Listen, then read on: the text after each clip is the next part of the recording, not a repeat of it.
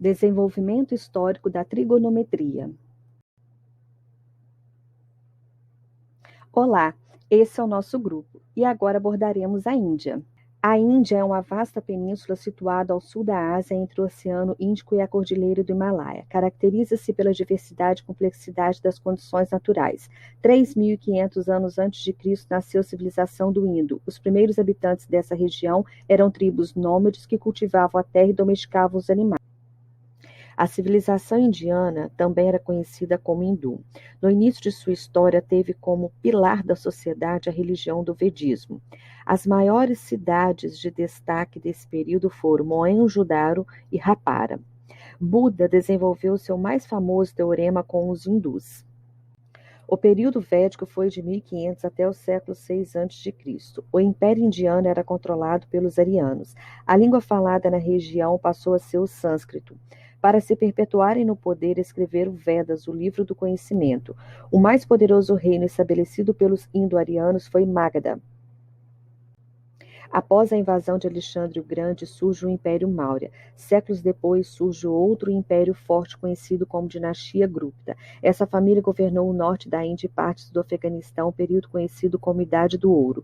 Belas cidades foram construídas, universidades fundadas e uma grande civilização floresceu.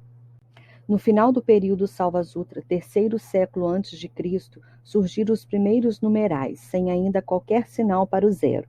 O desenvolvimento do sistema de notação para os números naturais foi certamente uma das duas mais importantes contribuições da Índia para a história da matemática. As principais obras escritas pelos indianos são os Salvasutras utilizados para medidas e os Siddhantas que tratavam de astronomia. Depois surgem os livros religiosos Sutras e Vedas. A matemática na cultura indiana se desenvolveu nos tempos védicos e bramânicos para fins religiosos e de astronomia de posição. A trigonometria de Ptolomeu se baseava na relação funcional entre as cordas de um círculo e os ângulos centrais que subentendem. A obra indiana mais antiga, incluindo o texto com trigonometria, é o Paitamaharsiddhanta, entre várias obras semelhantes de astronomia e da matemática associada, escritas ao longo dos séculos seguintes. A partir do século V, os hindus passaram a trabalhar com a semicorda, que atualmente corresponde ao seno. Isto possibilitou a visão de um triângulo retângulo na circunferência. A obra de Aryasiddhanta, apesar de estar perdida, deixou algumas contribuições em trigonometria.